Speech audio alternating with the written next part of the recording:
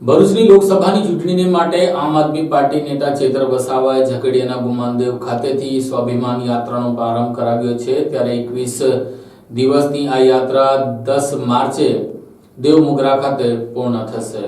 આમ આદમી પાર્ટીના ધારાસભ્ય ચેતર વસાવાએ લોકસભા બેઠક પર 21 દિવસની સ્વાભિમાન યાત્રાનો પ્રારંભ કર્યો છે। આમ આદમી પાર્ટી દ્વારા ભરૂચના ઝઘડિયાના સુપ્રસિદ્ધ યાત્રાધામ ગુમાનદેવ ખાતેથી હનુમાન દાદાના દર્શન અને આશીર્વાદ મેળવી સ્વાભિમાન યાત્રાનો પ્રારંભ કરવામાં આવ્યો છે। આ યાત્રા 21 દિવસ સુધી ભરૂચ લોકસભાના મત વિસ્તારોમાં ફરીને લોકસંપર્ક કરી આવનાર સમયમાં લોકોની સમસ્યાઓને વાચા આપવાનું કામ કરશે। 13મી માર્ચના નર્મદા જિલ્લાના દેવમોગરા માતાના દર્શન કરી યાત્રાનું સમાપન કરવામાં આવશે। લોકસભા ચૂંટણી 2024 જેમ જેમ નજીક આવી રહી છે તેમ તેમ રાજકીય પાર્ટીઓમાં ચહલ પહલ જોવા મળી રહી છે। ખાસ કરીને ભરૂચ બેઠક તો ગૂંચમાં પડી હોય તેમ તમામ પાર્ટી પોતાના નેતાઓને ઉતારવા માટે આતુર જોવા મળી રહ્યા છે। જીતશે કોણ તે તો આગામી દિવસના પરિણામો જોવા પ્રતિફલિત થશે, પરંતુ તમામ પાર્ટીઓ પોતે મજબૂત હોવાની અને પોતાની બેઠક હોવાનો દાવો કરી રહી છે। જોકે સ્પષ્ટ વાત એ પણ કરવી રહી કે છેલ્લા 6 ટર્મથી સતત સાંસદ સભ્ય મનસુખભાઈ વસાવા આ બેઠકને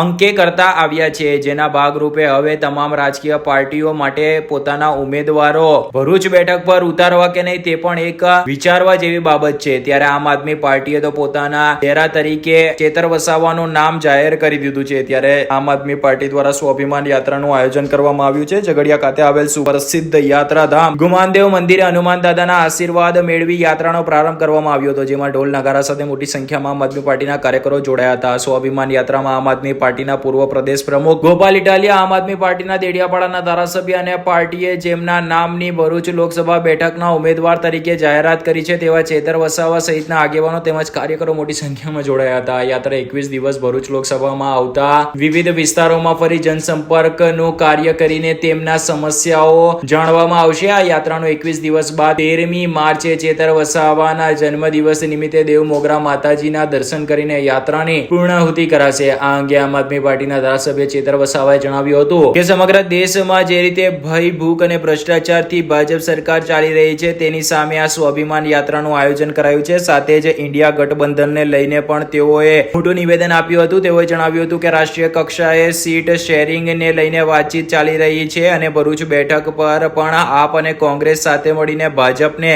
હરાવવા પ્રયત્ન કરશે। ભરૂચ લોકસભા બેઠક પર કોંગ્રેસ દ્વારા પણ પોતાના ઉમેદવાર માટે દાવો કરવામાં આવી રહ્યો છે। ત્યારે અંગે આમ આદમી પાર્ટીના પૂર્વ પ્રદેશ અધ્યક્ષ ગોપાલ ઇટાલિયાએ જણાવ્યું હતું કે ચૂંટણીના સમયમાં દાવો સૌ કોઈ કરે છે, પરંતુ અહીંના જે હીરો છે તે ચેતર વસાવા છે અને લોકો તેમને ચૂંટીને સાંસદમાં મોકલશે તેમ તેમણે કહ્યું હતું।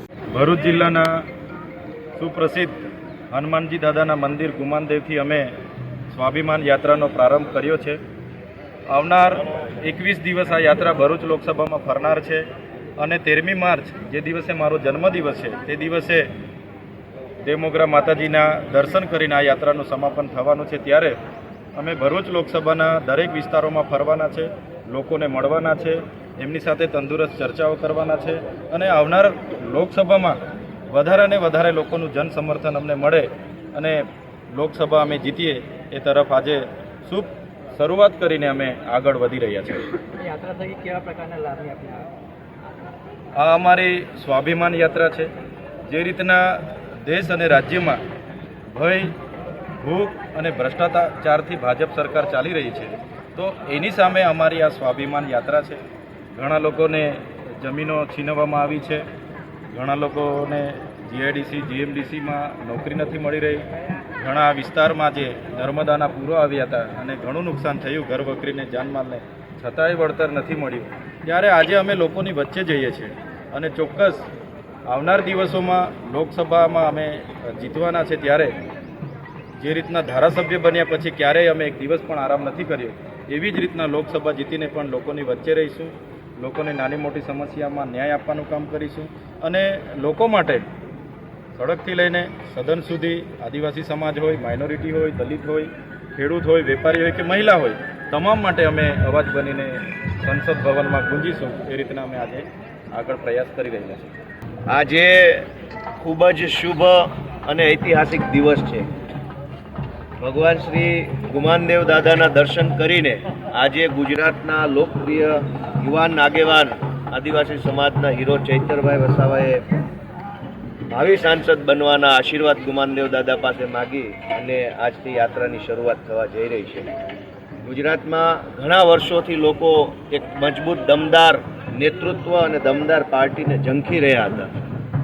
2022ની વિધાનસભાની ચૂંટણીમાં એ દમદાર પાર્ટી અને દમદાર નેતા એટલે કે ચૈતરભાઈ અને આમ આદમી પાર્ટી આપણને મળ્યા છે. એનો સમગ્ર ગુજરાતમાં ખૂબ હરખ છે, ઉત્સાહ છે.